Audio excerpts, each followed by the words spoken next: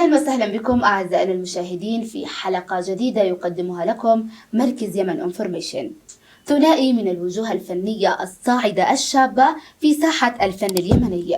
اختاروا الفعاليات المصغرة كانطلاقة للأبداع في سماع الفن. صهيب الأغبري وعبد الرحمن داود ضيوف حلقتنا لهذا اليوم من برنامج رحلة مع الفن اليمني. أهلا وسهلا فيك صهيب، وأهلا وسهلا فيك عبد الرحمن. أهلا وسهلا. في البداية خلينا نتعرف عليك يا صهيب وتعرف مشاهدينا من صهيب. صهيب الأغبري، تخصصي أساسا في العمارة، لكن دخلت مجال الموسيقى عن حب من سنين. أقدر أقول أنا أول مرة مسكت العود كان 5 سنوات قبل كده، بس بشكل جدي أنا بديت أتعلم العود قبل 10 أشهر، أشهر معدودة. بدينا ندخل أنا وعبد الرحمن المجال يعني في العام من فترة بسيطة قبل شهرين. يعني التقيت أنت وعبد الرحمن من شهرين؟ حرفيا التقيت قبل شهرين، كويس. 20 يوم تقريبا. جميل. عبد الرحمن عرفنا عن نفسك. عبد الرحمن داود، مواليد جدة، المملكة العربية السعودية. بدأت أتعلم آلة العود وأدرس موسيقى عموما نظرية أيضا من 8 سنوات تقريبا أو 9 سنوات. شاركت في أماكن كثير في جدة، في موسم جدة شاركت في كذا محفل، في كذا مسرح جامعي. عملت موسيقى لبودكاستات أكثر من 3 أو 4 تقريبا، ومنهم بودكاست أيضا في صنعاء هنا يمني. صدر لي أيضا ألبوم من شهرين كان فيه 6 قطع على العود، يعني اسمه أود ستوريز، كان صدر على أنغامي وعلى اليوتيوب. وأعتقد انطلاقتي الحقيقية هنا في صنعاء كانت بصحبة صهيب. يعني شاركت في كذا بروجكت موسيقي، لكن أظن صهيب أضاف لي كثير من ناحية الموسيقى اليمنية، معرفته العميقة جدا بالغناء الصنعاني وطريقة أدائه وكيف يؤدى. فصهيب أضاف لي كثير، وأعتبر انطلاقتي الحقيقية هنا في صنعاء هي بصحبة صهيب حقيقة. كيف التقيتم مع بعض؟ يعني اليوم اللي التقيت فيه وتعرفت فيه على صهيب متى كان وكيف؟ أنا دائما أقول لعبد الرحمن هو من حسن حظي، وإنه عبد الرحمن رسل لي مرة رسالة إنه نشي نلتقي. أنا قليل الالتقاء بالناس، بس كيف فنان بحجم عبد الرحمن ما كانش أقدر أقول له لا. والتقينا وحصلت الفرصة السعيدة جدا، وبدينا من هناك. أعتقد من أول يوم التقيت أنا وعبد الرحمن بدينا نكون هذه الحالة الفنية اللي استمرت إلى الآن. صحيح. نقدر نقول أنت بتضيف لعبد الرحمن، وعبد الرحمن كمان فعلا بيضيف لصهيب جدا. وأعتقد الحالة اللي الناس يشوفوها في المسرح دائما إنه مثلا أنا أبدأ وأعزف اللون اللي أنا أعرفه، وصهيب يكون على الإيقاع مثلا. بعد 2 أو 3 أنا أنتقل على الإيقاع وصهيب يمسك العود، فالناس يعني الحالة جديدة عليهم إنه فجأة هذا اللي عازف العود. الديالوج هذا، الحوارية أيوة. بين الإيقاع بين العود، إنه فنانين يمسكوا عود وإيقاع بنفس الوقت. أنا أعتقد هي برضو حالة استثنائية بشكل أو بآخر. نعم صحيح. وحتى يعني أحيانا أو في المعظم يكون عازف الإيقاع في أكثر الفرق الموسيقية في الخلف أو ما حد ينتبه له. فنحاول دائما أنا وصهيب إنه نخلق بين العود والإيقاع من القطع اللي نعزفها. جميل. نخلق حالة حوارية بين الإيقاع، فنحاول نبرز أهمية الإيقاع. بتحسوا إنها بتوصل للناس أكثر، بتوصل للمستمع أكثر؟ كل تأكيد. الفيدباك اللي نحصله من الناس دائما بعد كل حفلة وبعد كل جلسة صغيرة هو البنزين اللي خلينا دائما نستمر. صحيح. طيب خلونا نتكلم عن اختياركم للفعاليات المصغرة، كذلك اختياركم مثلا كافيهات الشباب إن أنتم تجلسوا فيها وتبدأوا تعزفوا وتدندنوا، وأنا كمان ما عرفتكم إلا من خلال هذه الفعاليات اللي أنتم بتقوموا فيها. حدثونا أكثر عنها. هي بدأت الفكرة إنه نحن شباب جالسين في كافيه، كل واحد معه العود حقه. المكان المتنفس الوحيد تقريبا هنا في صنعاء اللي نقدر نسويها in public بشكل عام. بدأ من كافيه أنا وعبد الرحمن، بس أول ما نبدأ نغني أو أول ما نبدأ نعمل شيء الناس يبدأوا الناس يتجمع اللي نعرفهم اللي ما نعرفهمش. فمن هنا بدأت حالة إنه في جمهور وفي مغنيين، في مسرح صغير، في غناء، في حفلة يعني. مسألة الحفلات الستيج وهذه جاءت مؤخرا يعني، أو حتى لا تقارن بالحفلات اللي نحن نعقدها في داخل الكافيه. بتحسوا انكم بترتاحوا اكثر كل ما كنتم قريبين من الناس، وكل ما كانوا الناس قريبين منكم وبتوصلوا الشيء اللي انتم حابين توصلوه. تماما. وتكون الجلسة عفوية. أنا بحكم إني جديد على صنعاء، أنا أعتقد هذه من الظواهر الجميلة جدا يعني، خاصة أول ما جيت من سنة و8 أشهر كانت الكافيهات أكثر اللي أشوف فيها شباب يعزفوا، وكانت حالة جميلة. حتى في جدة ما شفتها، حتى في القاهرة ما أشوفها كثير كنت يعني. فكنت أشوف الشباب هنا متحمسين كثير، رغم إنه ما عندهم معهد بالمعنى الحرفي يعني يدرس موسيقى يعني، لكن عندهم شغف، في موهبة. وخاصة النساء. أنا هذا فاجأني جدا يعني. قابلت يمكن إلى الآن أكثر من 20 امرأة يعزفوا كمانجا بطريقة ممتازة. صحيح. حقيقة يعني، وهذا ما لقيته حتى في جدة يعني. كثير يهربوا من الكمانجا لأنها آلة صعبة، لكن هنا في إقبال كبير يعني، خاصة من النساء يعني. صحيح. يعزفوا كمانجا بطريقة ملفتة للنظر. أنا كمان بضيف على الكلام الجميل إنه فعلا أنا لاحظت حتى شخصيا إنه في انجذاب للمرأة للآلة الموسيقية بشكل كبير جدا. كثير منهم يشتوا يتعلموا الآلة الموسيقية. صحيح.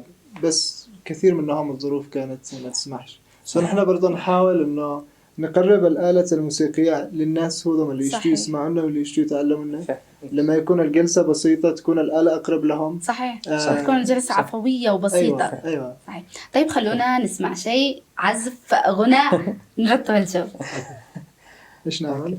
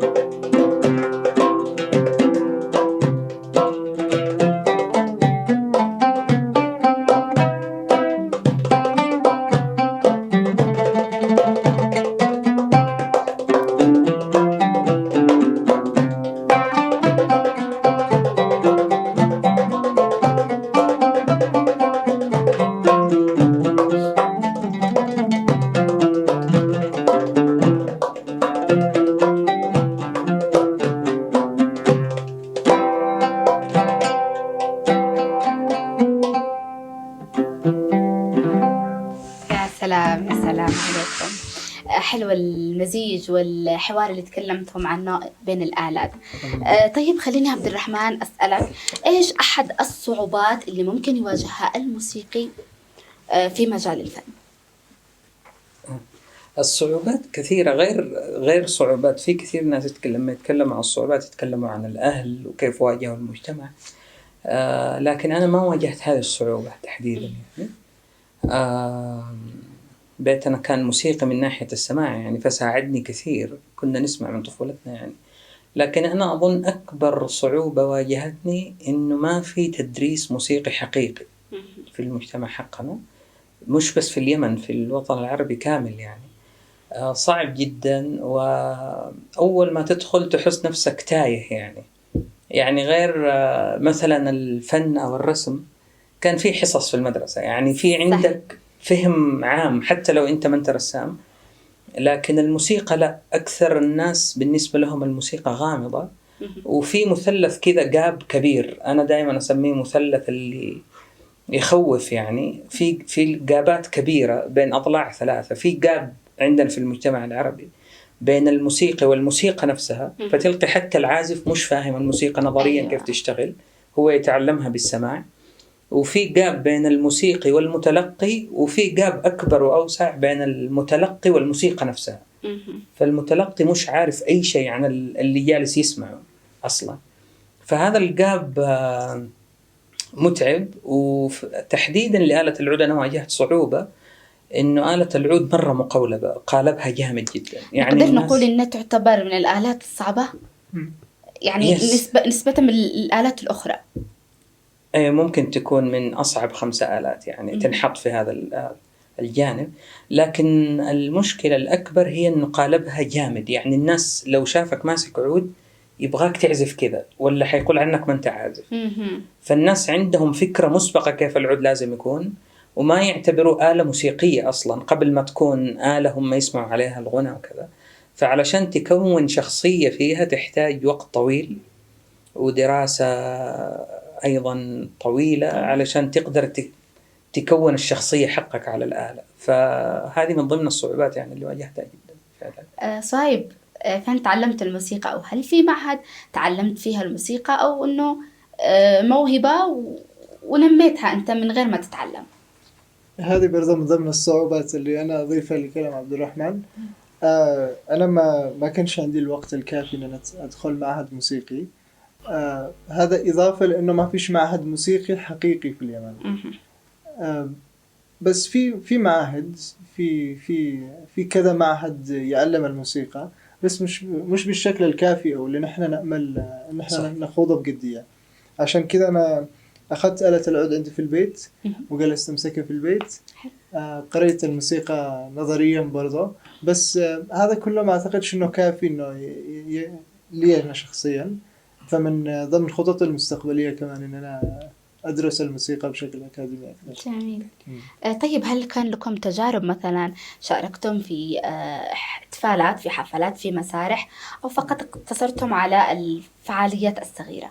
كان إلى الآن أحيينا تقريبا حفلتين، كانت اللي هي عامات. كانت واحدة في مؤسسة بيسمنت الثقافية، والثانية في البيت اليمني للموسيقى والفنون. هذا خلال الشهرين فقط اللي اجتمعنا أنا وعبد الرحمن فيه، وإن شاء الله في المستقبل بيكون في حفلات إن شاء الله بإذن الله. طيب أكيد إنه كل شخص بيواجه انتقادات، أو ممكن بيواجه زي ما قلت في بعضهم، وانت زي ما تكلمت في كثير بيكون عندهم الموهبة، ولكن يا أما المجتمع اللي محيط فيهم أو إنه الأسرة ما تكونش متقبلة لهذا الشيء. كيف بيواجه صهيب وعبد الرحمن بعض من الانتقادات اللي ممكن يعطيها إياها أي شخص، إنه أنا بنتقدك، ممكن إنه أنا مش معك إن أنت تأخذ الكافيه مكان وتعزف فيه، في ممكن ناس كثيرين ما يتقبلوش هذا الشيء. كيف أنتم بتتقبلوا هذه الانتقادات، وهل بترفع وتطور من موهبتكم، أو إنه لا بتخليكم مكانكم؟ أنا أعتقد أحيانا هذا النوع من الانتقاد يعطيك دافع أكثر إنك تستمر، عشان تثبت للي يقول كذا إنه لا، هذا الشيء اللي نحن نسويه حالة جميلة، جمعت شباب مهتم بالموسيقى، مهتم بالفنون. أيضا نحن بجانب الجلسات هذه الموسيقية اللي نعقد كمان جلسات مرافقة كثيرة نناقش فيه بالموسيقى، نناقش فيه بالفنون. فهو ده جانب برضه لازم نبرزه من خلال صحيح. هذه الموسيقى. صحيح. والتوعية مهمة. يعني أنا أعتقد إنه الموسيقيين شاركوا في النظرة الدونية للموسيقى للأسف. يعني أنا كنت في جدة أسوي جلسة موسيقية، كان إقبال عليها كبير، كان اسمها سيمفوني، والناس جايين على أساس يسمعوا بس ما كانوا يجوا يسمعوا. بس كنا نحاول نوصل للناس، للعوام، إنه اللي يدرس موسيقى هو يدرس شيء صعب. صحيح. كأنه طب، والموسيقى أنا أذكر علم كغيره من العلوم، طبيب، ودراسة كغيره من الدراسات. نعم. صحيح. لي صديق طبيب يعزف بيانو، ممتاز في البيانو، كان يقول أنا مستعد أثبت لأصدقائي الأطباء إنه الموسيقى أصعب من الطب. أنا أتفق حقيقة. أنا أضيف أنت كيف تشوف الهندسة ولا الموسيقى أصعب؟ أنا أدرس بالهندسة وأشوف إنه الموسيقى أعقد بكثير من الهندسة. نعم. لأنه أنت تدرس الأصوات وحالات الأصوات، تدرس المسافات بين الأصوات، كيف يتكون المقام، كيف، وأشياء متعبة يعني حقيقة، تقضي فيها وقت طويل في الدراسة عشان تقدر تفهمها. فإحنا أنا أظن هنا لازم يتشكل فيه وعي إنه إحنا الموسيقى مش هو ليس أداة ترفيه أول شيء، في جانب ترفيهي هذا صح حقيقي يعني، لكن الموسيقى زي أي حالة أخرى من الفنون. الموسيقى ممكن تناقش قضية، صحيح. ممكن تناقش شعور، ممكن تناقش أي شيء كفن وبتوصل للناس بطريقة أسرع. صحيح. زي ما قلت صحيح. ممكن أنا أتكلم عن قضية أو أناقش قضية وحابة أسلط الضوء عليها من خلال صحيح. الموسيقى، ممكن أوصلها لكم كبير هي من لغة الناس. تعبير بشكل نعم. أو بآخر. نعم. مش تعبر عن قضية، مش تعبر عن كلام، مش يقول نعم. نكتة من خلال الموسيقى. صح. ممكنة جدا. زي ما ممكن أعبر عنها بالرسم أو الشعر صحيح. أو غيره من الفنون. هل نقدر نقول إن إحنا نشوفكم في فرقة، مكونين فرقة تتكون منكم الاثنين وفي كمان عناصر أخرى؟ ممكن هي خطة الآن بنأكد، نقدر نقول أيوة الآن إن شاء الله بإذن إن شاء الله. الله بيجمعنا ألبوم قريب. أنا يعني إن شاء الله ألبوم بإذن الله. عود إن شاء الله. طيب رسالة حابين أنتم توجهوها للشباب الموهوبين، للشباب اللي عندهم موهبة ولكن المجتمع أو مثلا المكان اللي احنا فيه ممكن إنه ما بيشجعش الشباب على الانطلاق. هل انتظروا لما حد يجي لكم، أو إنه لا لازم أنتم ما تنتظروش حد وتبدأوا أنتم تبرزوا وتبينوا للناس الموهبة اللي معاكم؟ هو ضروري كل فنان أو كل موهوب لازم يظهر الموهبة أو فنه للناس عشان برضه يطور من نفسه ويبدأ يشذب هذه الموهبة وهذا الفن. الإشكالية اليوم إنه الشباب يتعاملوا مع الفن كموهبة أو شيء جانبي. صحيح. بجانب اختصاصاتهم الرئيسية. هنا المشكلة الحقيقية. نعم صح. يعني محتاج إنه تعطيه اهتمام كبير. محتاج إنه اهتمام كبير، لأنه برضه جزء من تكوين شخصيتك مهما كانت اختصاصك ومهما كان مجالك العملي أو المهني. إذا كان عندك موهبة فنية ابرزها الآن، لا تنتظرش. هذا رهان. أنا بنصح أي فنان حقيقة، أنا دائما أنصح اللي حواليني حتى، يعني في ناس عندهم هاجس إنه ما في فرصة، أو حتى أنا من الأشخاص اللي لما جيت صنعة في أشخاص قالوا لي يعني خلاص اترك العود، ما حتحصل فرص كثير. لكن الفرص جت، وفرص كانت جميلة جدا، وقدرت من خلالها أشتغل أنا اللي أحبه، أنا اللي أألف اللي أبغاه، وأنا اللي أشتغل اللي أبغاه. وأنا أنصح أي فنان دائما أقول له في 3 أشياء لو طبقتها ما حد حيقدر يعني إنه يوقفك تماما. هي العلم، خاصة لو في الموسيقى، العلم النظري، العلم التطبيقي، التفرغ للتدريب، والثقافة، ثقافة عام. هذه تكون فنان يعني ما حد يقدر يوقفه، فنان متكامل يعني الناس حتى تحترمه وتقدره. فأنا دائما أقول لهم إذا أنت حابب إنك أنت تعزف علشان توري الناس أو تصير مشهور، أنا مش الشخص المناسب إني تسألني. إذا أنت فنان لأنه أنت حاسس إنك فنان وحتعطي هذا الشيء وقت، إذا ممكن نتساعد سوا فعليا، لأنه يعني يتطلب دراسة كثير وجهد كبير يعني. إن شاء الله نشوفكم إن شاء الله بإذن الله. الفرقة هذه تبدأ وزي ما تكلمتم تبدأوا كمان تضيفوا أشياء جديدة لفرقتكم بإذن الله. طيب حابين نختم بشيء كذا كويس إن شاء الله نختم بشيء كذا صنعاني شوي.